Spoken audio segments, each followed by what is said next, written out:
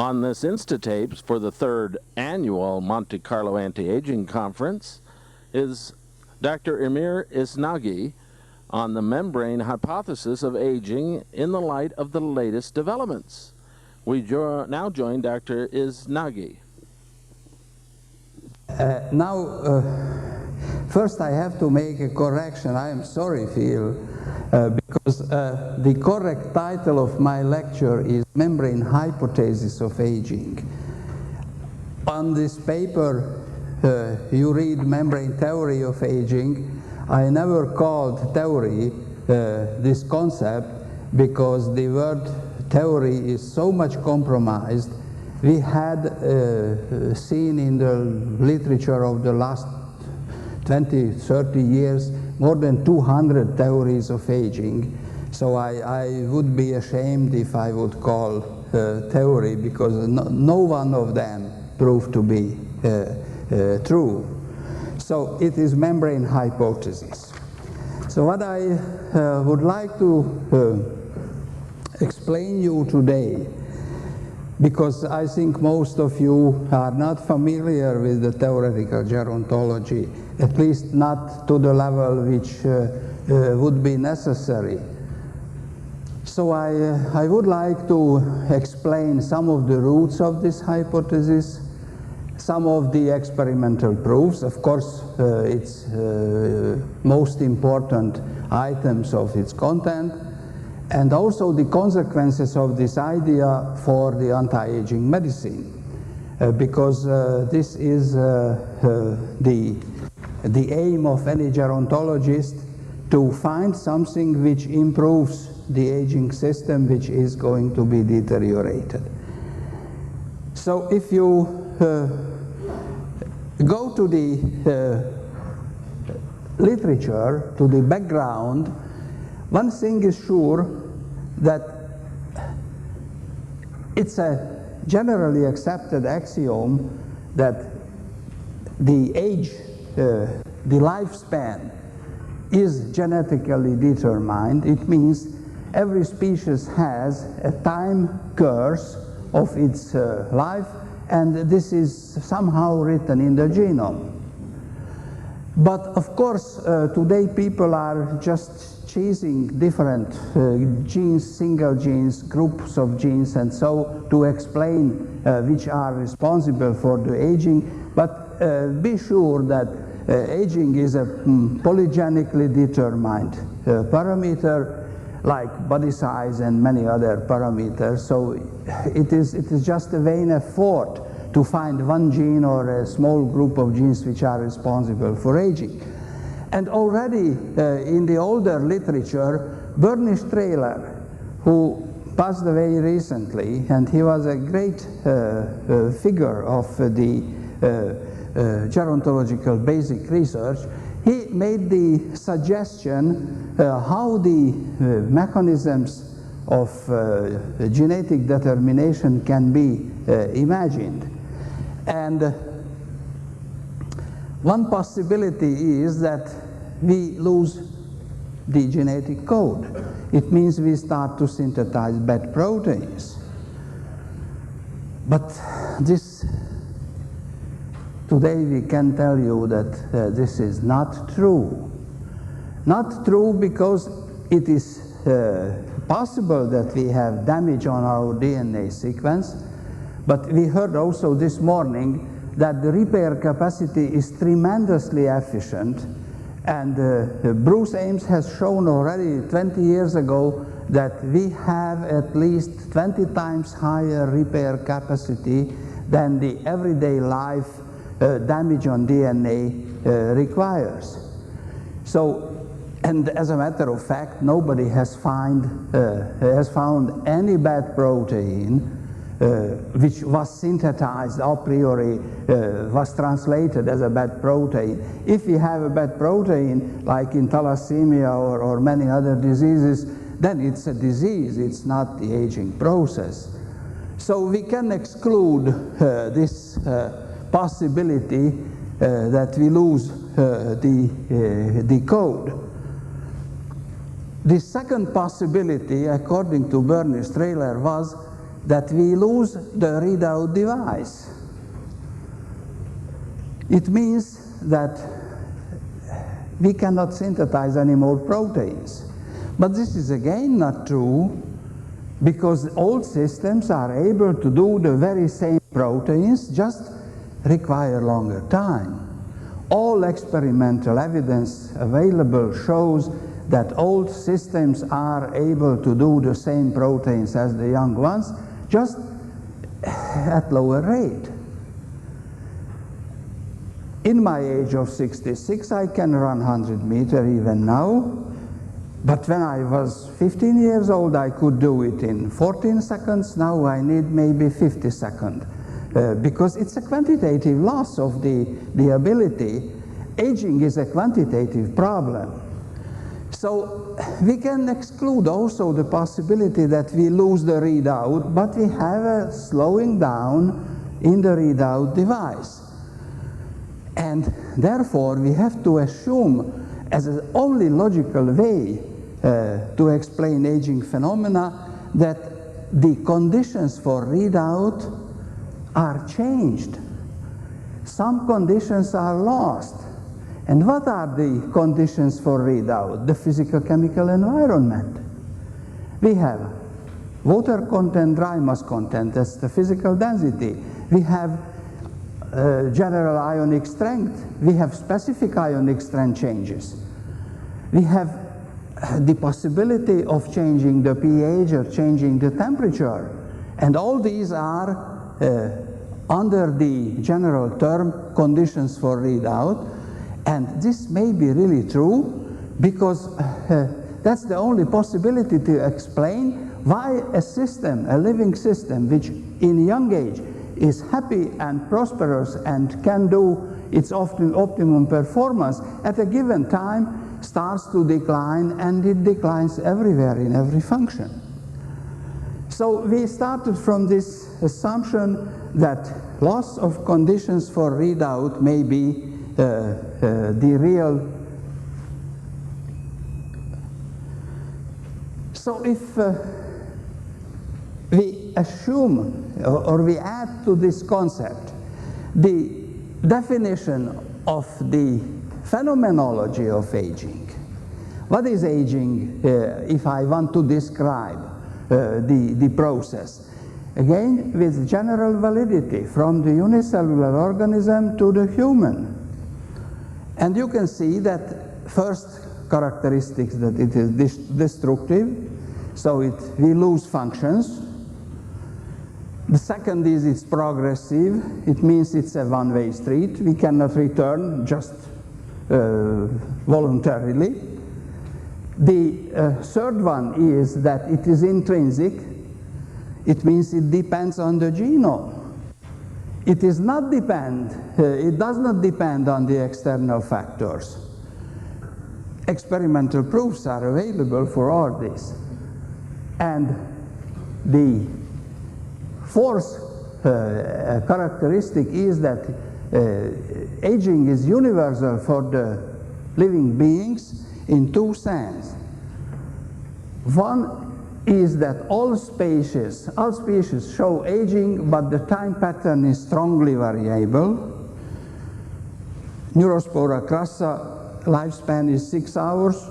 Human maximum lifespan is 120 years. It's a tremendous variability. And the other aspect of the universality, it means that we have some individual variability within the same species, but it follows a normal distribution. It's more or less the same within the same species. So you can draw the conclusion from this, and I did this in the early 70s, that causes of aging should be searched and can be found only among those properties of the living beings which are universally present from the unicellular organisms to the humans. So forget about ideas of aging clock, which is located in the nucleus magnocellularis minor of the hypothalamus. Forget it, because A worm, an insect, which doesn't have any similar structure, shows also aging pattern. Of course, those structures at higher evolution, after higher evolution, may contribute to the aging pattern, but they cannot be the cause of aging. We heard here a lot of changes about the hormonal levels and everything. Of course, but all these are consequences of aging, and if we want to be clever enough to intervene against aging, we have to understand what is the cause and not to follow the consequences of aging. The situation today is similar, like when people believed in the geocentric hypothesis of the universe, and somebody wanted to plan moon flight. It was really not possible because the basic concept, the basic hypothesis about the universe was wrong. The heliocentric hypothesis of universe should have been developed first, and then when this hypothesis proved to be correct, we could realize the moon flight. But upside down, it's not possible. And actually, we are doing something similar in anti-aging medicine, because we want to improve the aging elderly systems by correcting the consequences of aging. That may be useful for certain aspects, but to prolong the life, it's no way. So we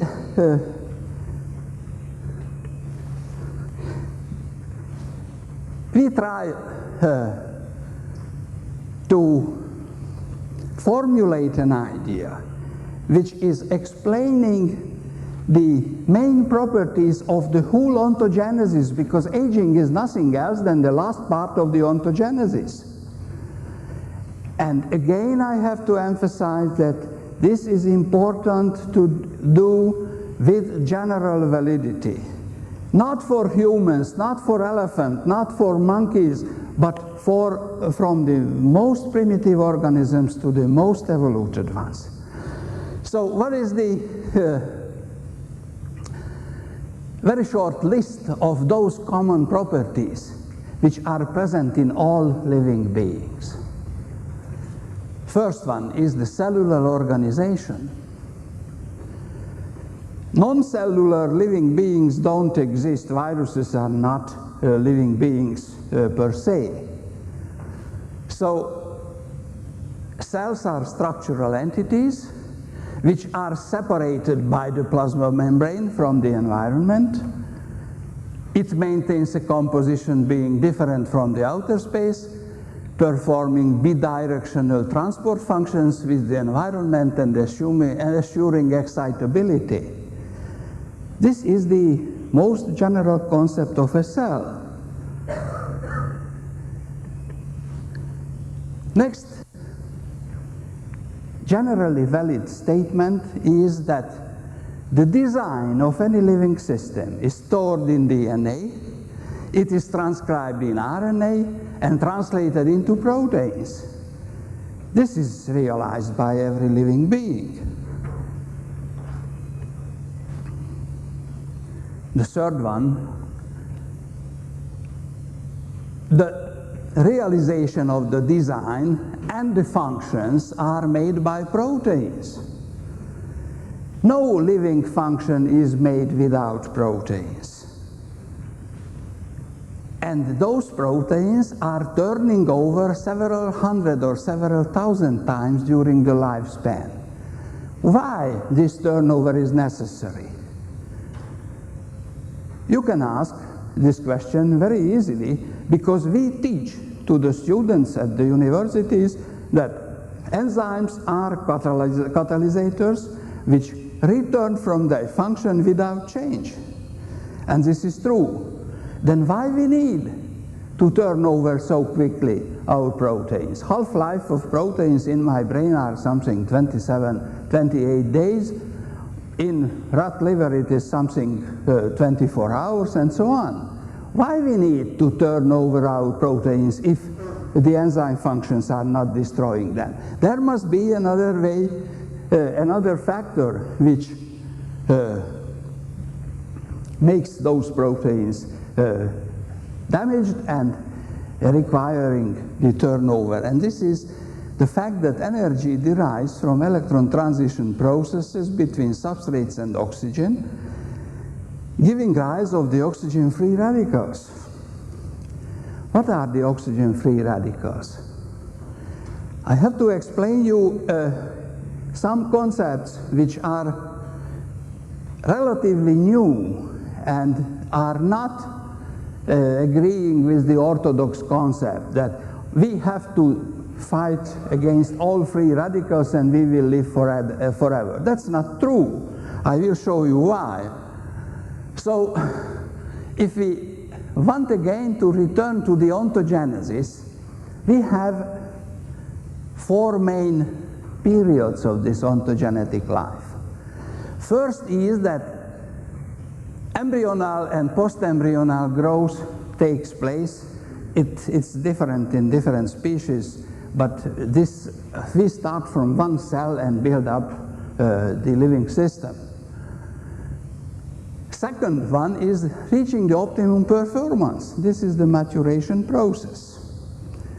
You can call it puberty or anything else in human relationship, but this is valid for every living being. Then we have the adult life, which is the optimalized adaptation to the environment. It is the full reproductivity and ability to a successful struggle for life. This is a Darwinian concept, but this is still valid. And then comes an aging process, which is called generalized senescence, which is a gradual decline of the optimum performance, and at the end is the death. So, if you want to define what is the most conspicuous change taking place during these four processes, you can have these figures, which is tremendous. An embryonic, fertilized embryonic or oocyte has a water to dry mass ratio 92:8 in weight to volume.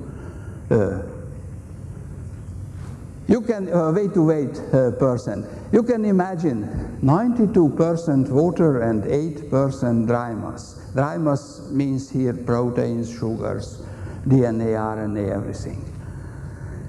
And by the old age, these are human comparisons. By the old age, the total body water dry mass ratio is 40:60. It is so strong and so conspicuous change that it must have effects on the functioning enzymes. This is the global total body water content, which drops to this extent. But if you are going to analyze separate tissues, brain cells, liver cells, and so on, you will have the same very significant differences. So,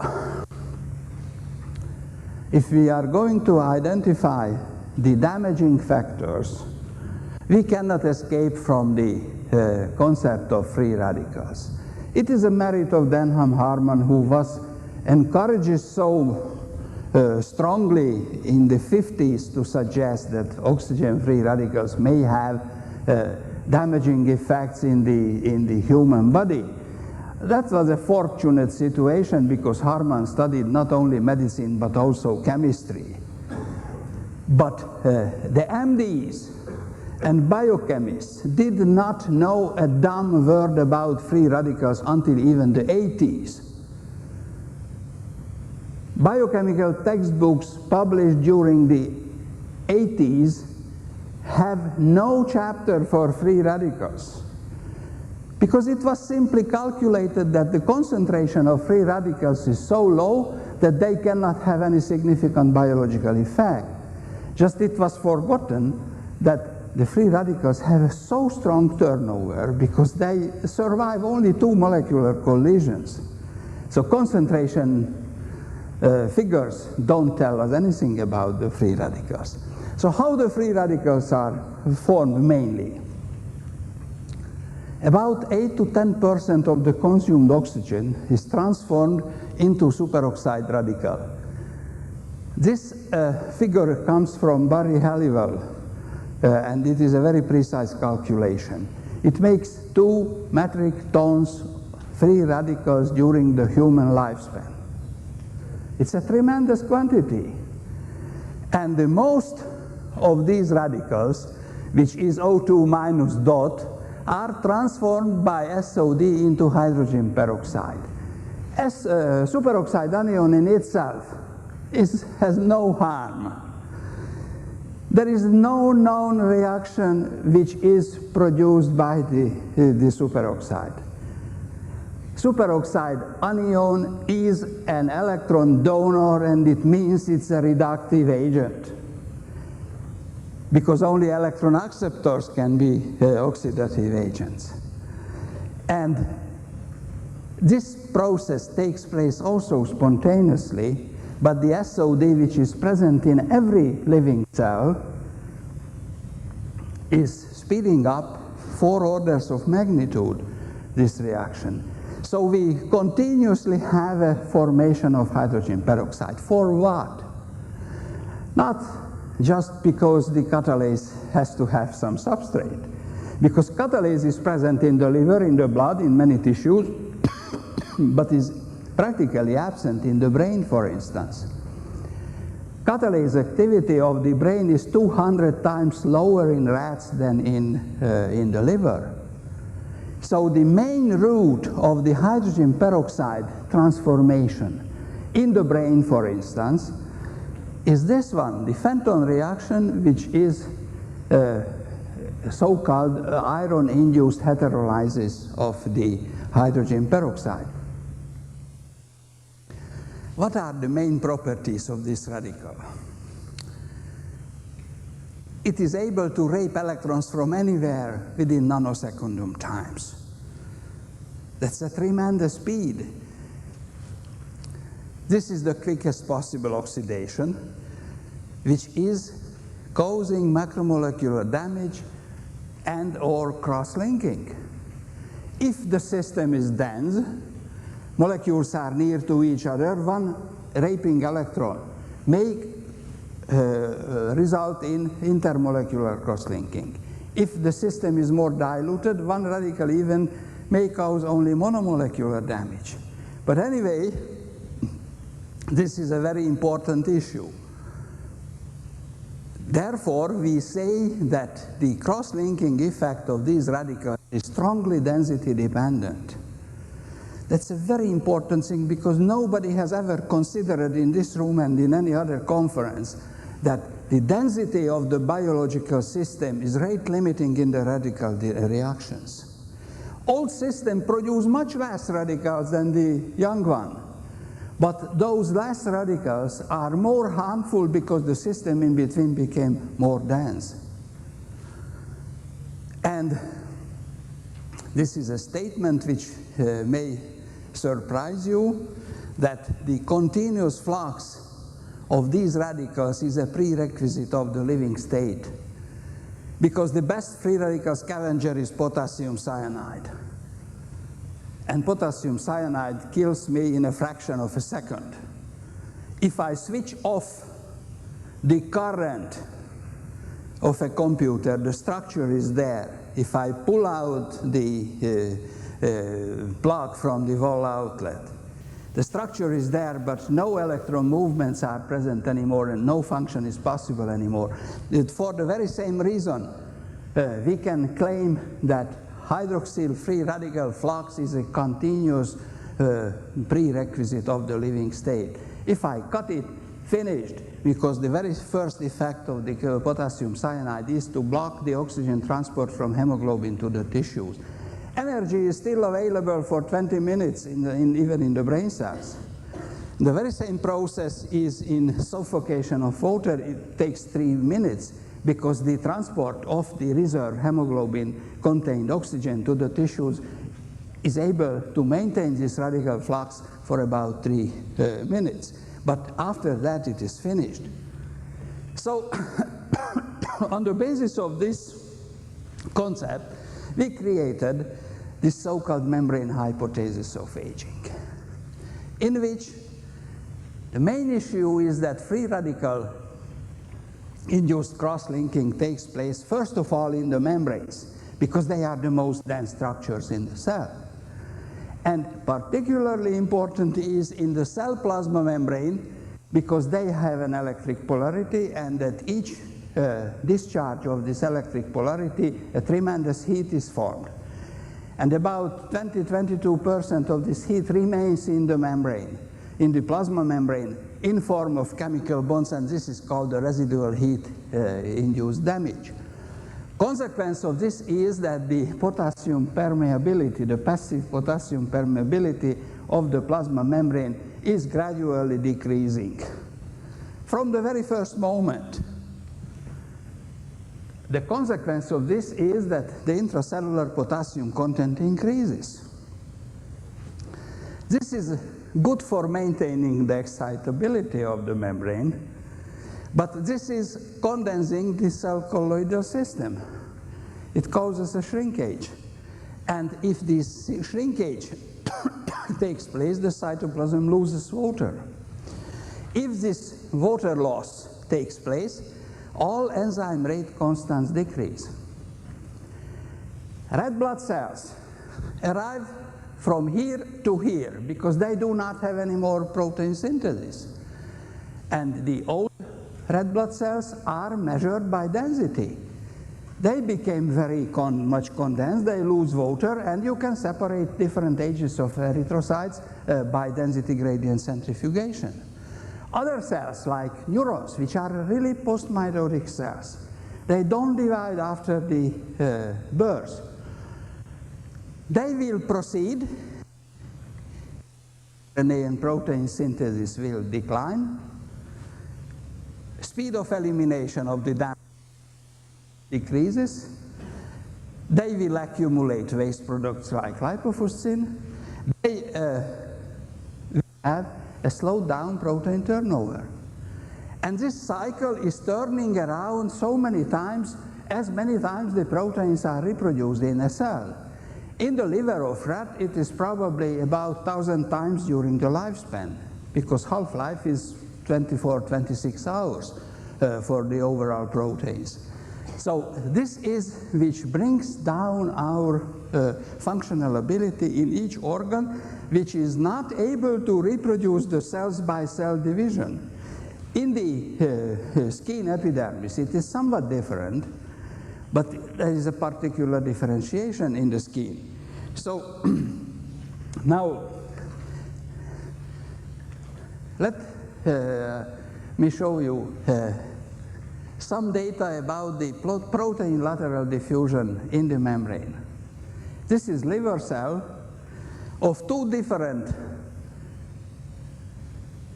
outbred mice.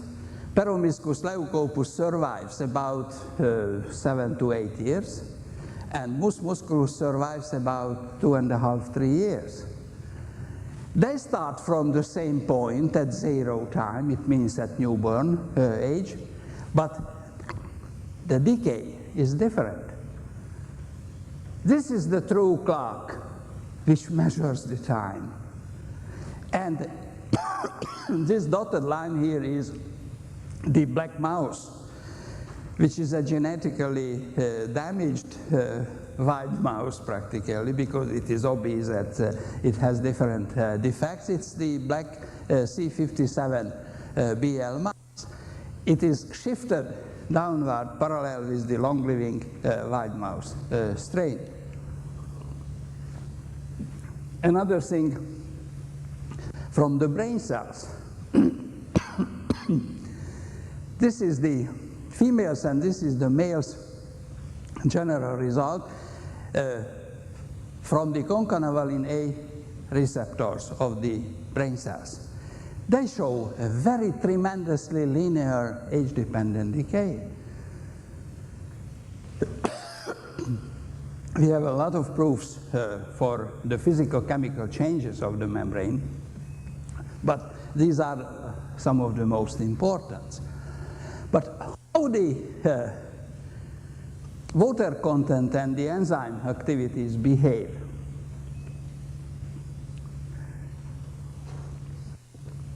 This is the intranuclear and intracytoplasmic water content measured by X-ray microanalysis. You see that 1 month, 11 months, and 25 months of age show this difference. And in the cytoplasm is still a bigger difference already at 11 months of age, because this is 80, and this is, if I go down to 74, or this is something 76, and I go down to 72%. Opposite is the dry mass content change, because from 81 I have 19% dry mass, and here I have 26% dry mass. That's a tremendous difference. And this decay in the cytoplasmic water content allows to lose 1 order of magnitude of all enzyme activities. This comes from any of the enzyme kinetic models. You can see here catalase activity, which is 100% if you do not add any protein, any strange protein to the system.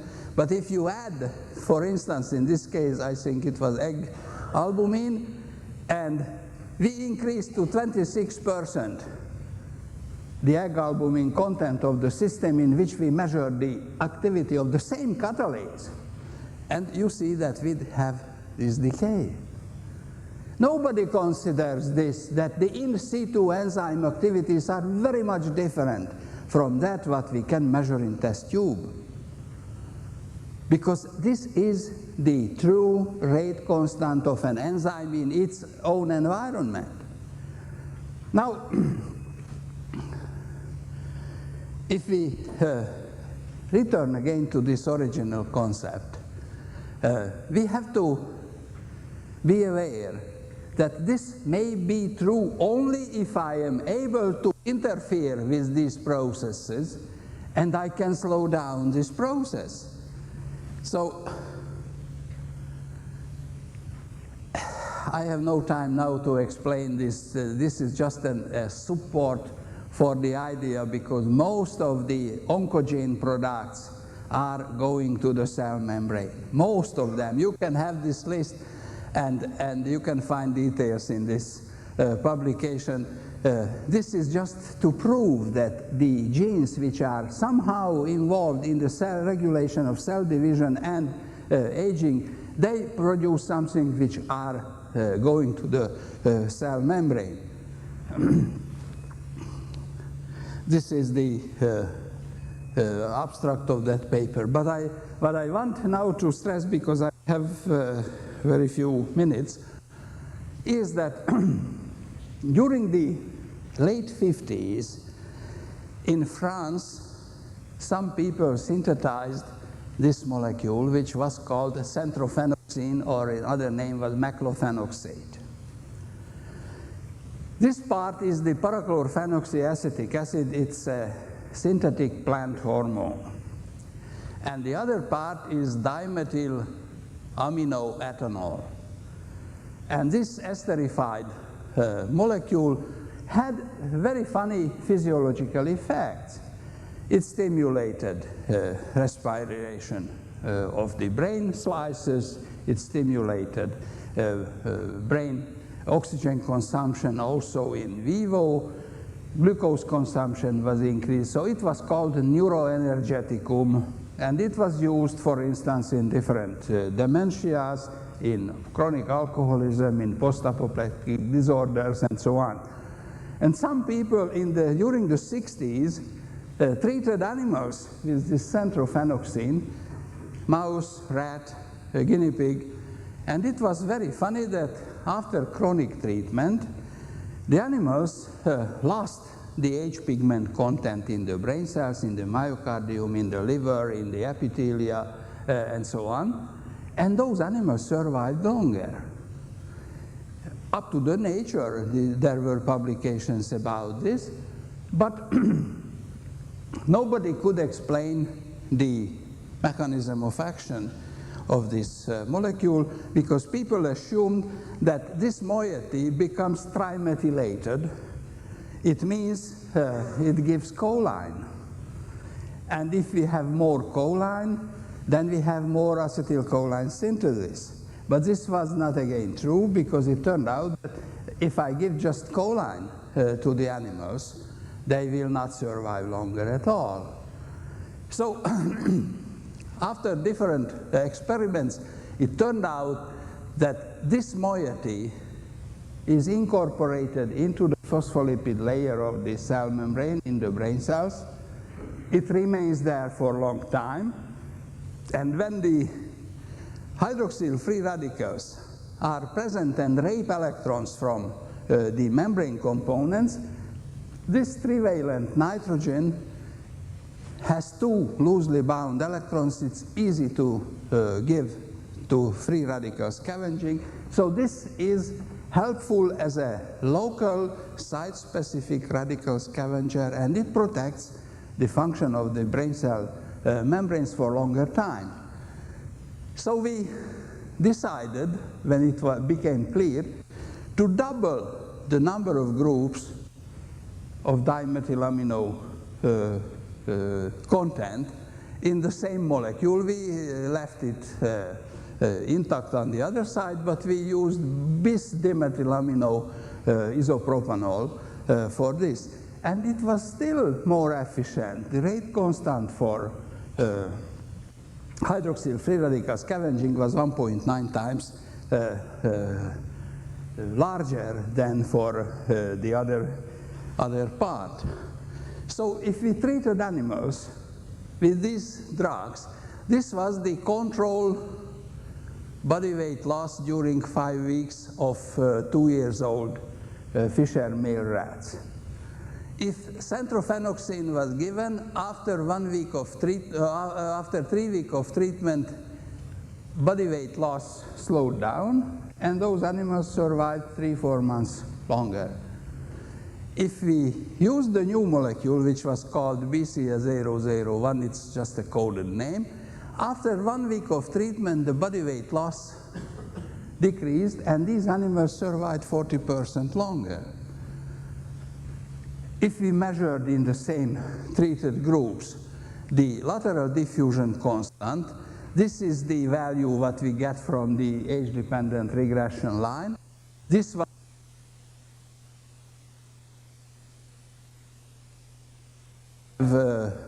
got only water through gastric tube. This was the centrophenoxine treated group, and this was the BCA001 group. This level is the young adult age in the liver. So these animals really survive longer.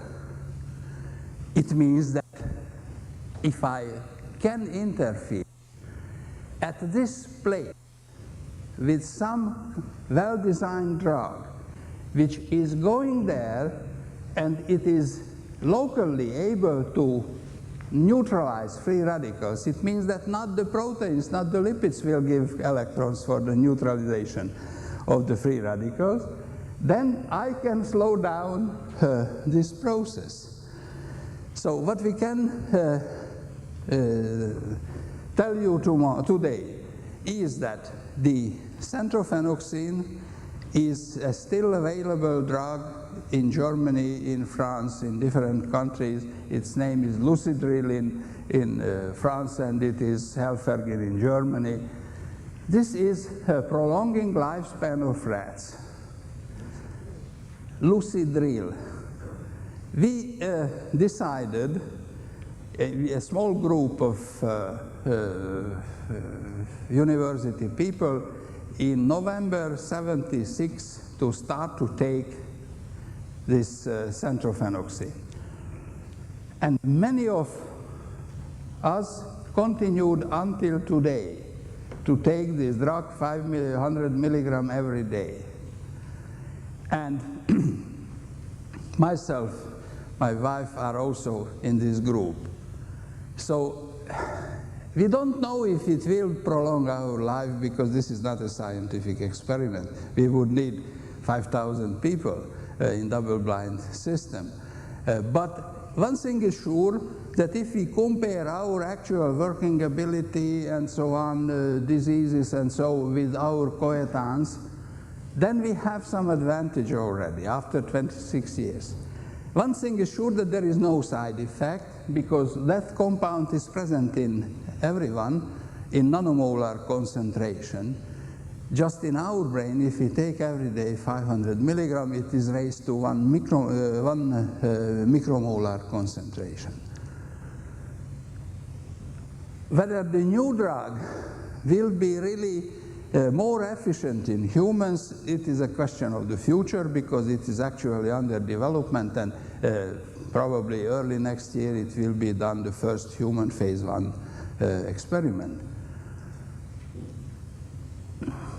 Anti-aging medicine, in this sense, is completely different from that what we heard here yesterday and today.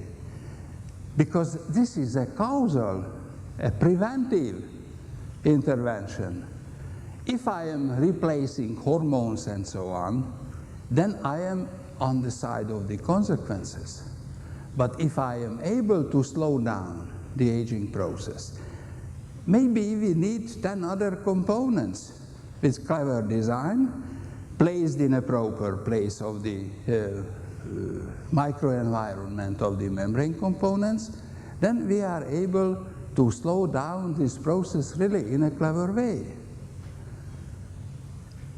This may seem to be actually a science fiction, but I am sure that this or other possibilities will be elaborated in the next future, and people will get the possibility to prevent the age-dependent declines. Because I did not tell you, the most important thing is the brain. Aging starts as a decline in the brain functions, and the periphery is responding to the brain. If I cut the innervating nerve of a muscle, the muscle goes to atrophy, and this is an aging forever. If I maintain the activity of the innervating nerve, even artificially, I can maintain the living state, the active state of the periphery. And most probably, if once we understand what happens with our postmitotic cells, which are the brain cells, and we can make clever interventions, then we have to forget all the telomeres and all the other problems, because the same system will work if it is not allowed to go down with its functional capacity. We don't need anything from outside, just to maintain for longer time the integrity of that membrane function, which is regulating the intracellular colloid osmotic pressure and many other things. And if it is done, we will survive longer. Thank you for your attention.